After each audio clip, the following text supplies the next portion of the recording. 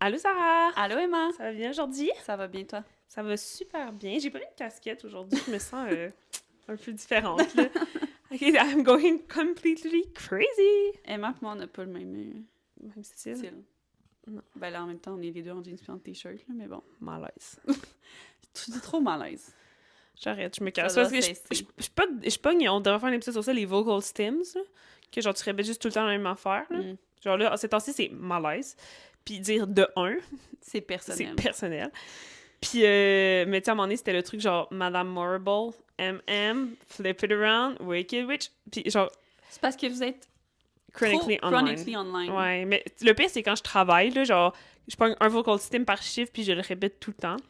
Tu dois tellement être gossante. Ouais, mais on est tous un peu comme ça, je pense. Genre, à un moment donné, on faisait juste dire You are like papa! Tu sais, comme dans Stranger Things, là. Ouais. On faisait juste, à chaque fois qu'un client nous gossait, ben, pas, on disait pas ça au client, là. On se disait ça entre nous, là. Bref. Ben bref, c'est pas de ça qu'on parle aujourd'hui. Hein. Non. Euh, On parle de la bibliothèque d'Alexandrie.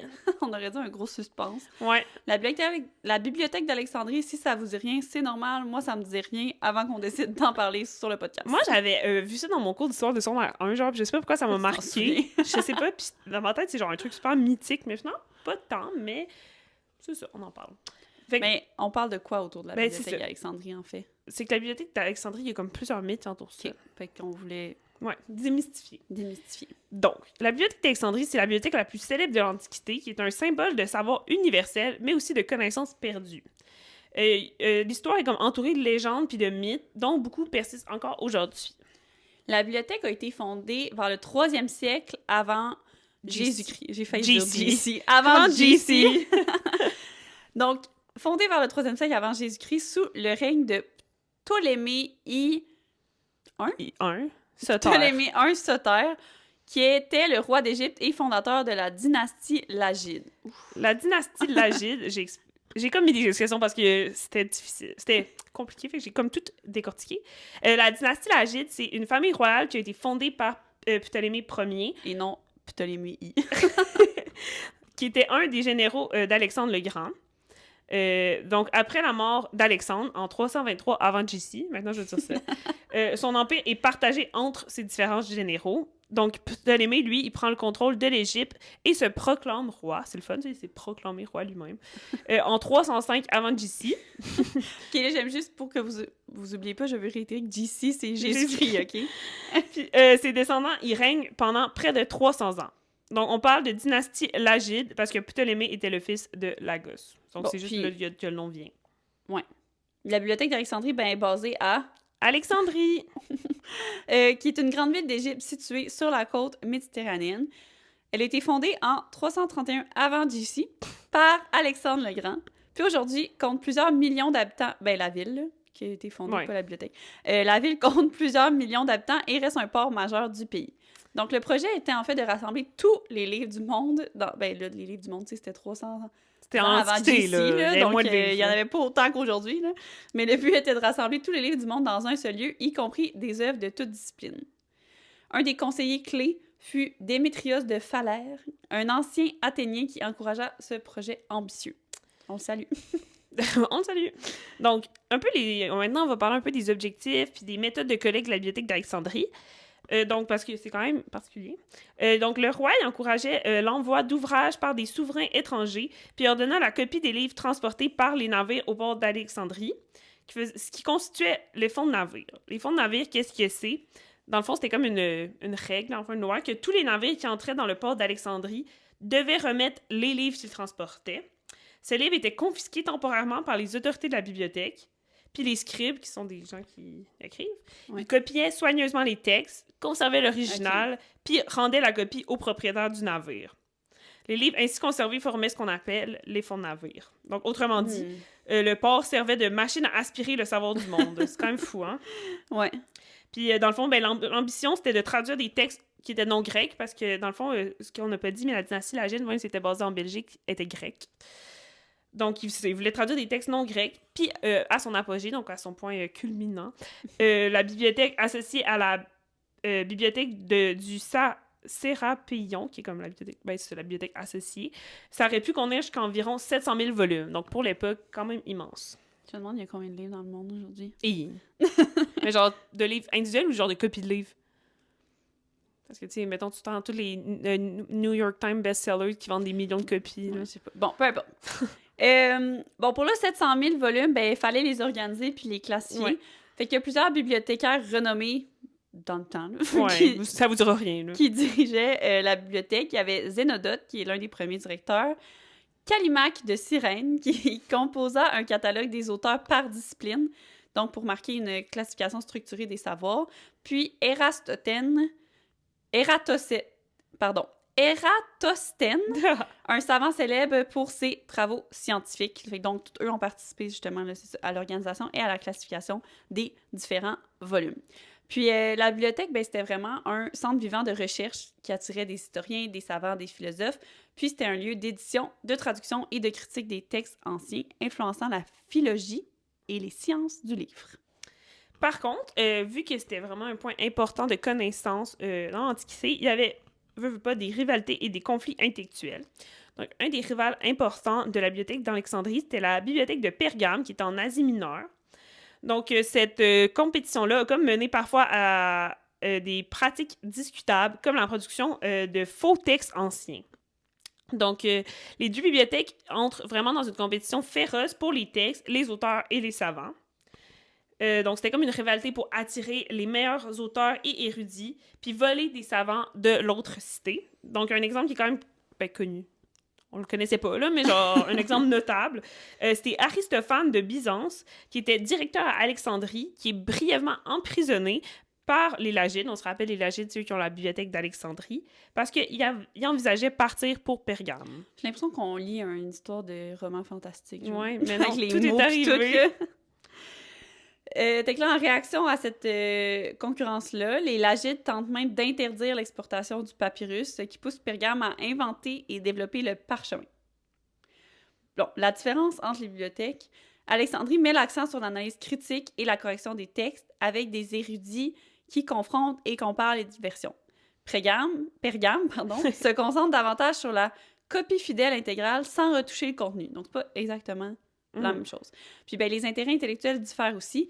Alexandrie avance vers des études philologiques, tandis que Pergame s'intéresse à des sujets plus pratiques ou diversifiés. Mais malgré tout, malgré tous ses efforts, Pergame parvient jamais à surpasser Alexandrie, même si elle devient la plus grosse, la deuxième plus grosse bibliothèque du monde de l'Antiquité. Donc, à la mort d'Atal III en moins 133, donc ça c'est la personne qui dirigeait la bibliothèque de Pergame, le royaume de Pergame est légué à Rome et la bibliothèque perd peu à peu de son importance. La bibliothèque d'Alexandrie va rester dans la mémoire collective comme le modèle culturel dominant de l'Antiquité. Mais cette rivalité démontre que les bibliothèques antiques n'étaient pas seulement des lieux passifs de collection, mais aussi des centres dynamiques de pouvoir culturel. C'est fou, tu sais, maintenant le monde, ils font genre des courses pour genre des bombes atomiques, mais avant c'était genre pour des livres. Ça aurait dû rester comme ça. Ouais, mais bon, je pense qu'il y avait quand même la guerre dans l'Antiquité. Ben, oui, là, mais bon. Ils ont quand même emprisonné quelqu'un parce qu'ils voulaient pas qu'il parte de leur bibliothèque, là. J'avoue, OK. Bon, on parlait au début là, qu'on voulait discuter de ce sujet justement à cause de tous les mythes qui l'entourent. Ouais. Donc, on passe à ça. Tout d'abord, la bibliothèque d'Alexandrie, si vous en avez déjà entendu parler, c'est quand même une image populaire et très forte. Donc, la bibliothèque d'Alexandrie est souvent représentée comme le grand dépôt de savoir du monde antique, qui contenait des œuvres littéraires, scientifiques, philosophiques et historiques qui venaient de plein de cultures différentes. Donc, l'idée comme dominante dans l'imaginaire collectif, c'est qu'il y a un grand incendie qui est arrivé, qui a complètement détruit la bibliothèque, effaçant donc une immense partie du savoir humain. Mais est-ce que c'est vrai? Ben, non. Mais en fait, il y a eu plusieurs incendies, pas juste un gros événement catastrophique. L'histoire va montrer que la bibliothèque a subi plusieurs épisodes de dommages sur une longue période. Donc là, on va vous parler un petit peu de ces périodes-là. Donc, période de la guerre civile et César, donc 48 ans avant JC. Je m'étonne pas. Non. Lors de la guerre civile entre Jules César et Ptolémée... 13. Sarah, c'est pas lire les chiffres romains. Je sais pas lire mes chiffres romains, je suis désolée. César aurait ordonné de brûler des navires dans le port pour empêcher l'ennemi de s'échapper. Les flammes se seraient donc propagées et auraient atteint une partie du Mousseillon, qui est le complexe qui abritait la bibliothèque. Mais les sources antiques divergent. Certains affirment que toute la bibliothèque brûla, d'autres suggèrent que seulement une fraction des rouleaux fut détruite. Mais il est également probable que des collections aient survécu après cet événement, car le mousséon est mentionné dans des sources postérieures. Ouais. Il y a aussi eu un déclin progressif sous la domination romaine. Donc, après la période ptolémique, la bibliothèque a perdu graduellement de son importance et était donc moins soutenue politiquement et culturellement, ce qui a entraîné une lente disparition de ses collections. Il y a aussi eu des tensions religieuses au quatrième... Quand, dans le fond, le chiffre est avant, tu fais moins, puis quand c'est après, tu fais plus. Fait quatrième siècle, ouais. Je savais. Donc, au 4e siècle, avec l'essor du christianisme, des institutions païennes comme le Serapeum, qui est lié à la bibliothèque, ils ont été attaquées et détruites pendant des conflits religieux, contribuant ainsi à la perte de documents. Il y a aussi des rumeurs tardives. Donc, sur le tardive, on parle de 642, là, après Jésus-Christ. JC, pardon. Donc, il y a comme une tradition médiévale tardive qui prétend que les forces arabes auraient brûlé la bibliothèque sur ordre du calife Omar en utilisant les livres comme combustible. Mais les historiens modernes considèrent ce récit comme un mythe, probablement forgé plus tard par des auteurs chrétiens et non fondé sur des sources contemporaines. Là, ce que montrent vraiment les historiens, c'est qu'il n'existe aucune preuve claire d'une destruction soudaine et unique de la bibliothèque. Elle aurait plutôt disparu graduellement par accumulation d'événements. Dégâts liés aux guerres, négligence administrative, conflits religieux et transformations politiques. Le mythe de la Grande Nuit où tout a brûlé est donc aujourd'hui considéré comme une simplification excessive, sans fondement solide dans les sources anciennes. Mais pourquoi ce mythe-là a quand même perduré dans le temps? Ben parce que l'idée d'un savoir immense perdu d'un seul coup est puissant narrativement et émotionnellement. Ça symbolise la fragilité de la connaissance face à la guerre et à l'intolérance. Mais quand on analyse les sources historiques, il apparaît que la disparition fut un processus étalé sur plusieurs siècles, sans coupable unique facilement identifiable. Donc, il y a plusieurs hypothèses, mais aucune destruction unique et définitive confirmée clairement par les sources contemporaines. Ouais. Donc, certains récits tardifs attribuent donc la perte des collections à l'incendie lors de la campagne de Jules César, mais la bibliothèque n'a pas complètement disparu à ce moment-là. Il y a une théorie selon laquelle des rouleaux auraient été détruits au 7e siècle sur l'ordre d'un gouvernement arabe, mais cette interprétation est débattue aussi parmi les historiens. Donc, c'est ça, comme on a dit, le mythe d'une seule grande disparition, c'est exagéré. Ce qu'on est certain, c'est qu'il y a un grand nombre de textes anciens qui ont disparu, privant l'humanité d'œuvres littéraires, scientifiques ou philosophiques importantes. Mais il y a beaucoup de textes qui ont été copiés ailleurs, puis certains ont survécu sous d'autres formes. Ouais. Donc, la mythification de la bibliothèque d'Alexandrie a fait de son nom un symbole universel de la mémoire humaine et du savoir collectif. Puis elle continue d'inspirer des bibliothèques modernes, notamment la Bibliotheca Alexandrina, inaugurée en 2002. Es-tu en même place, elle?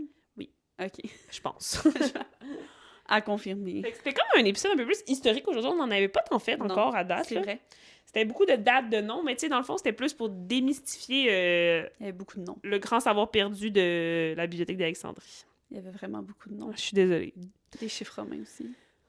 On a fait un cours de chiffres romains en même temps, fait que c'était comme un deux en un. C'est vraiment... J'espère que je suis pas la seule à pas regarder. J'allais dire, c'est quand même un fléau là, de pas savoir lire les chiffres romains. Ouais, j'en fais partie. Mais apprends, là. Ben, j'essaie, là. Hey, fun fact, là, avant de finir l'épisode, là, quand j'étais au secondaire, dans mes cours d'histoire, je pense que c'était en secondaire 3, le prof, il nous faisait lire des paragraphes dans le cahier, genre chacun notre tour, là, on était assis à nos pupitres. Et là, je comptais le nombre de personnes qu'il y avait devant moi et le nombre de paragraphes, pas parce que j'étais stressée de lire, juste pour voir s'il y avait un chiffre romain pour que je sois capable de savoir c'était lequel avant que ça arrive à mon tour parce que j'étais trop gênée. Mais t'aurais pu juste les apprendre, là. Je comprends pas, c'est pas dur.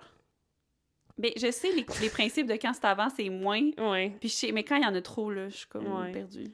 Dans les mots fléchés, des fois, il y en demande, fait que c'est important de savoir. Bref, donc beaucoup de noms, beaucoup de... C'est très vieux, là, comme histoire, mais c'est super intéressant. C'est fun de s'informer des fois sur des trucs quand même beaucoup vieux. Ouais. Exactement. Voilà, voilà pour tout. Merci, abonnez-vous à notre Instagram sur ce. Il va pas brûler, fait que c'est quand même pratique. Ouais. Mais tu sais, c'est juste que des fois, ça arriverait plus jamais un truc comme ça parce que maintenant, il y a aucun texte qui est en un seul exemplaire. Ouais. Mais tu sais, dans le temps, c'était comme tout le savoir, c'était ça. Il y avait pas d'Internet. Là. Fait que c'est ça. Mais bref, abonnez-vous à notre Instagram, @moyenniaiseux-podcast. Allez consulter... Podcast, YouTube. Allez consulter nos sources dans la description. Oui. Puis citez-nous jamais comme source, s'il vous plaît. Non. Ben, vous pouvez dire, j'en ai entendu parler sur On va se coucher moyen à soir, qui, eux, ont pris leurs informations sur d'autres sources. Si vous êtes au secondaire puis vous devez écrire un texte sur la bibliothèque d'Alexandrie, écrivez pas comme vos sources le podcast Moyen des Assoirs. S'il vous plaît. On va leur se faire poursuivre. Bref, fait qu'on espère que vous allez vous coucher moins niaiseux à soir, puis on se voit au prochain épisode, dans 2 semaines. Bye bye! bye!